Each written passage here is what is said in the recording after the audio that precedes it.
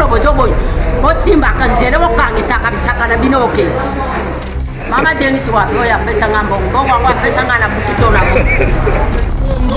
nous avons trois crises. La crise sécuritaire, la crise politique et la crise sociale. Est-ce que tu résous de ma crise la gouvernement de l'Union nationale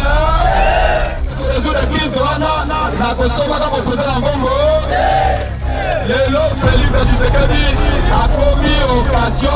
il y a déstabilisé Mboka et c'est qu'il biso pas de ça la nyonso mais de ça nini Martin Faylo akokoma kuna te za intérêt ya yembo ko tino za intérêt ya mboka te ye ayo ko changer mibeko ya mboka yo ko changer mibeko ya mboka soki tango ozwa ka bokonzi oyo soki mibeko ezalaka te ya malamu eske nde yo vandi na kiti ya bokonzi eza ya kokufa mboka deja bateka lukula bino boyelo mboka oyo kongo boteka ngo soki nani tata na ye oyo oyo abibisaka kongo na libu abotaka ngo oteka kongo ke basimbi tovanda dialogue batu na yo balingi te yo okoma na dialogue osala union salite na bino national mutu nyonso oyo ayebi ke aza congolais alanda nzela basango biso twalinde na ide ya dialogue ya sengo esesaliwe te na mbala oyo etikali otambola na nzela mpona koloba ete ntongo asali nini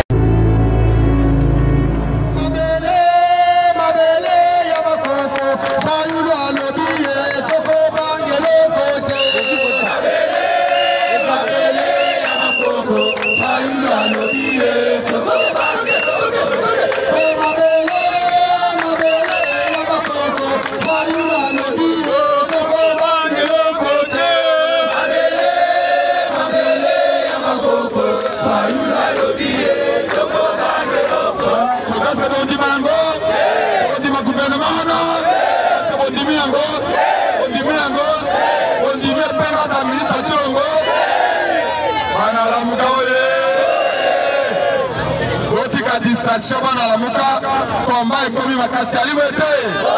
tango ya koza bokonze kolo yango alibete mabele ya bakoko fayulu alobiye toko bangelo kote mabele ya bakoko fayulu alobiye toko mabele ya bakoko fayulu alobiye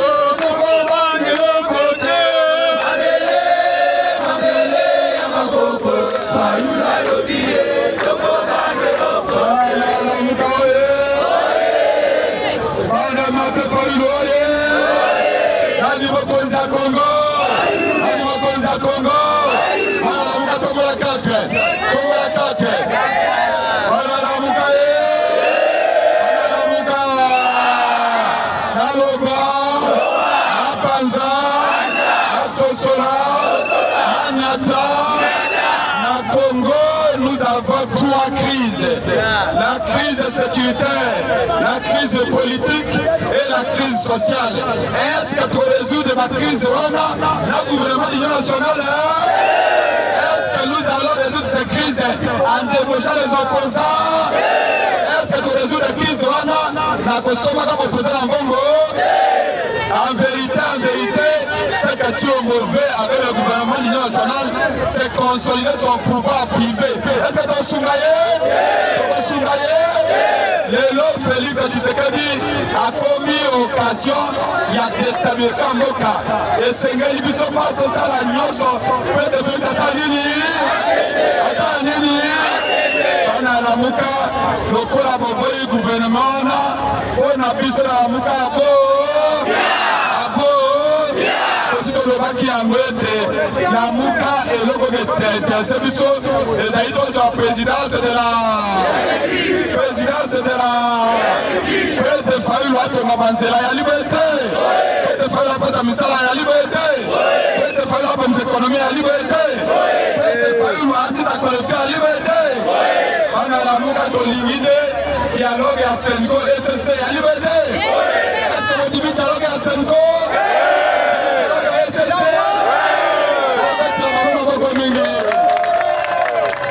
Martin Fayulu moto akosabino te biso toalinde na ide ya dialogue ya Sengo esesaliwe te ondimi yango lelo mboka ekufi mais Tshilombo mosala na ye yali kaka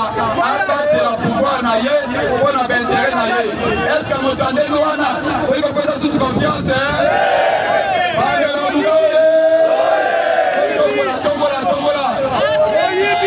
bandela mugaoye naloba ezotambolaki na nzela contre Kagame ya liberté ezotambolaki na nzela contre l'agression rwandaise ya liberté totamboyi na nzela mpona koloba toboyi bitumba ya liberté na mbala oyo etikali otambola na nzela mpona koloba ete Tshilombo asali nini Félix Tshisekedi devient de plus en plus un obstacle pour la paix ya liberté depuis bitumba oyo ebandi azali kosala eloko ya malonga mpona peuple na biso nzala bisika nyonso pasi bisika nyonso nzela eyali te mai eyali te fure eyali te eloko eyali te dola ali komata bafonctionnaire lifuki yali ya moke kasi Tshilombo eloko alingi nde akonsole pouvoir na ye na koélarge union sacrée kondima yango Nous avons marché contre Kagame, nous avons marché contre l'agression, nous avons marché contre la faim. La Mouka, préparez-vous, nous allons maintenant marcher contre Tshilombo pour qu'il puisse partir à la liberté. Félix Tshisekedi a joué, je me vois dangereux, je me vois flou, pour faciliter qui m'a en boca. Les lots, Félix Tshisekedi est devenu le principal obstacle pour la paix et pour la cohésion liberté. Bandela mugaoye, nous allons na Makanga, na promettre bino la semaine prochaine, na Kozonga, à la Chantal Mongoli, pe bandiko maingele, pe te préparer bino la manifestation, mais pour pas être Berger m'a fait Tshisekedi des allées à côté. M'a fait des allées à côté. Nanzela, Olanda Kisachara Bangote, Biso de Costa Bamba Beki, Wana, Bakatumbe, Yamabe, Tolini Dialogue Sama, Nabakatolina SSC, Foba Keprane Yama, Soki Balingi Bobuna Moka, Biso de Bondimango, Natoni Botoni, Odo Amanda Komamu,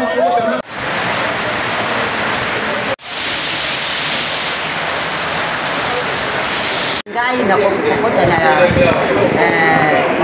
gouvernement union nationale salite na kokota te na kote nini oyo ezali kuna bakolongisa eloko nini bakolongisa nga nayebi opoza na gouvernement soki gouvernement atambola opoza moni mabe na gouvernement akoya bakutani na président yani kamonga na moni eza mabe tosala bo papa Etienne Tshisekedi ntango batambolaki